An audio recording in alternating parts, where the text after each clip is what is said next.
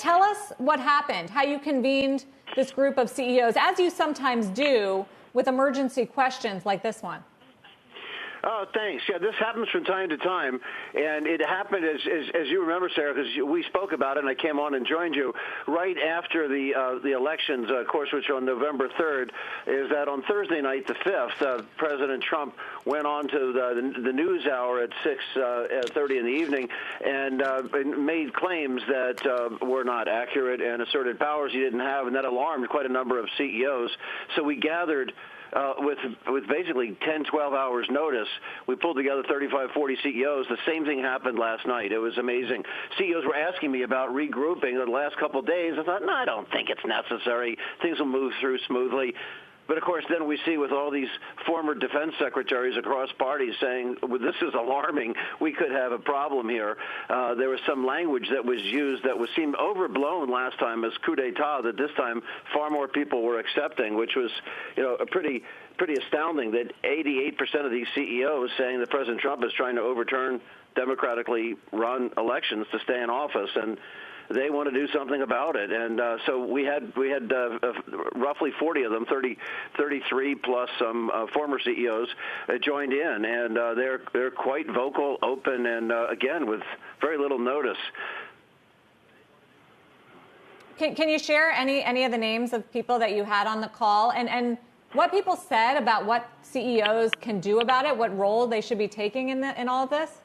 Well, we promised them confidentiality, but several of them had said things that it's important for the CEO to speak up. It's the moment for you to lead. This is not business as usual. There were top titans, everything from finance to pharma to transportation, manufacturing.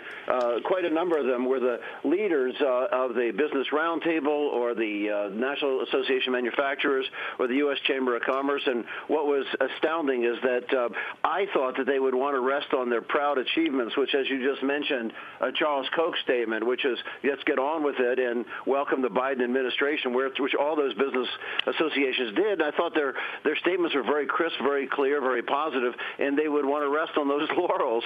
But no, instead, they all wanted to move to action stage, saying we need to actually put our money where our mouth is and start to go after what they saw as either insurrectionists, or some of them, in fact, were using the term aiding and abetting sedition of these 50% of the GOP House and 25% of the Senate, saying that leading to these divided communities, angry workforces, and hostile workplaces is not in the interest of American business. That the GOP acting this way, these GOP members are certainly not the voice of American business, large or small.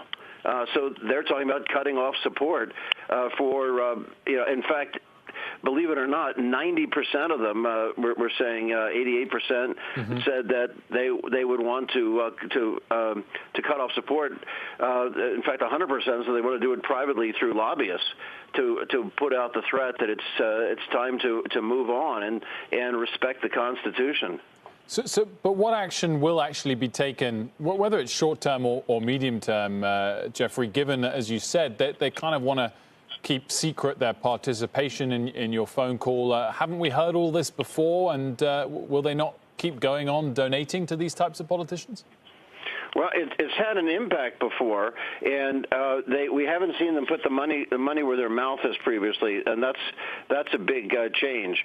That in the past, the concerns had a lot more to do with making a clear statement that the messaging that came out of our meeting back at the end of November, which we think had a strong contribution to what the Business Roundtable, the U.S. Chamber of Commerce, and the National Association of Manufacturers wrote, that as soon as Pennsylvania was declared the next day, and then President-elect Biden was so certified and welcomed, is that heads of state around the nation, including George Bush, but heads of state around the world, that is, used that exact storyboard, some of it verbatim, and it was a very clear message that we were moving on, that this is the way a legitimate democracy works, and not to work on the level of superstition.